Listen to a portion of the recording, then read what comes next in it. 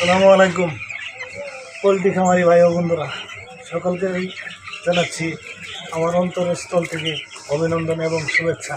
সবার প্রতি আমার সালাম। আসসালামু আলাইকুম রাহমাতুল্লাহ। ভাই এই যে দেখেন ভাই, পোলট্রি শুধু ঘরে উঠায়া হাতে রং লাগাইয়া বসে থাকলে পোলট্রি মুরগি খামার করতে পারবেন না ভাই। মন দিয়ে পরিশ্রম করতে হবে নিজের সন্তানের মতন। এই যে দেখেন বসি, কাঠের বসি কীভাবে হাত দেয়া নাড়াচাড়া করে দিচ্ছি, দেখছেন?